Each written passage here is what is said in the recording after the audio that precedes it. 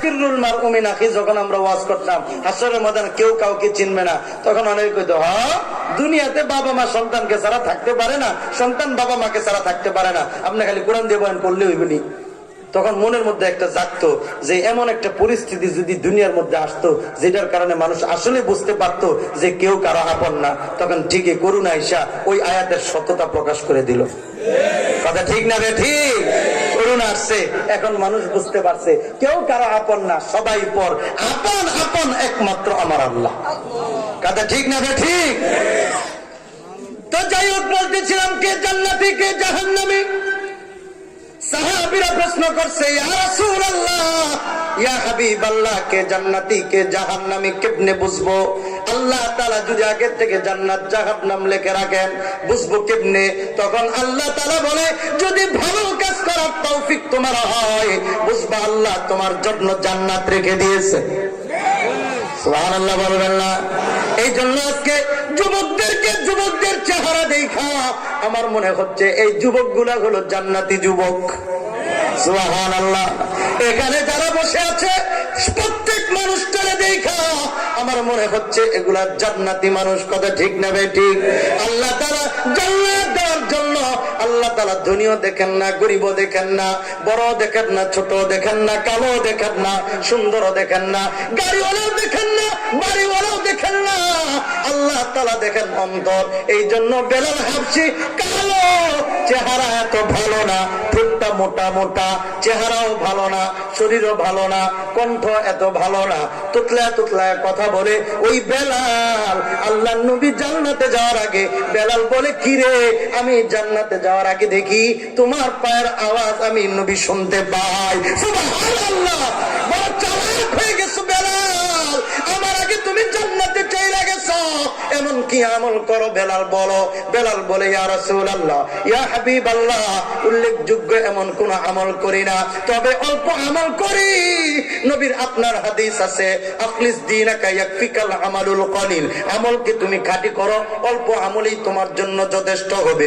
নবী গো তাহিয়াতুল ওযু নামাজটা পড়ি, তাহিয়াতুল মসজিদ নামাজটা পড়ি, 2 রাকাত নামাজ, হয়তোবা আল্লাহ তাআলা এই আমলের উসিলায় আমাকে জান্নাতের মালিক বানায় দিয়েছে। সুবহানাল্লাহ। এই জন্য ভালো কাজ করতে পারা জান্নাতীদের লক্ষণ। নবী বলে খারাপ কাজ করতে পারা এটা হলো জাহান্নামীদের লক্ষণ। সুবহানাল্লাহ বলবেন না? এই জন্য ভালো কাজ করতে পারতেছি, তার মানে আল্লাহ জান্নাতে নিতে চাচ্ছেন। কথা ঠিক না বে? ঠিক। রাস্তা দিয়ে যখন কোন মানুষ হেঁটে যায়, এই হুজুর যখন রাস্তা দিয়ে হেঁটে যাবে, আমি যদি হুজুরকে না চিনি আমার বাড়িতে আমি ওনাকে ডাকবো না, মোরগ পোলাও খাওয়াবো না, সুন্দর সুন্দর ফ্রিজ থেকে ঠান্ডা পানি দিয়ে ট্যাং বানাইয়া বুট শরবত খাওয়াবো না। কথা ঠিক না বে? ঠিক। যখন আমি তাকে চিনবো, চায়ের দাওয়াত দিব, কফির দাওয়াত দিব, খাবারের দাওয়াত দিব, রেস্টুরেন্টে নিয়ে যাব, ঠিক তেমনি ভাবে আল্লাহ তাআলা তাকে জান্নাত দেওয়ার ইচ্ছা করবেন। যাকে ভালোবাসবেন তাদেরকে শুধু আল্লাহ তাআলা জান্নাতের বাগানে আইনা জান্নাতের মালিক বানায় বাড়িতে ফিরে দেন। সুবহানাল্লাহ। এই জন্য কবি বড় চমৎকার বলে, না কালে কো দেখে না গোরে কো দেখে, पिया जिसको चाहे सुहागन वही है, पिया जिसको चाहे सुहागन वही है। আল্লাহ কালো দেখেন না, ধলা দেখেন না, আল্লাহ তাআলা খারাপ দেখেন না, ভালো যেটা করতেছে মানুষ আমাদের দৃষ্টিতে খারাপ হতে পারে অথচ এটা ভালো, আমাদের দৃষ্টিতে ভালো হতে পারে অথচ এটা খারাপ। আল্লাহ তাআলা অন্তর দেখেন, অন্তর যদি ভালো হয়ে যায় জান্নাতের মালিক আল্লাহ বানায় দেন। আপনারা যদি উঠা বসা করেন তাহলে কিন্তু আমি ছেড়ে দিব। আমার কিন্তু এত ওয়াজ করার জন্য এত মন চাচ্ছে বিষয়টা এমনটা নয়।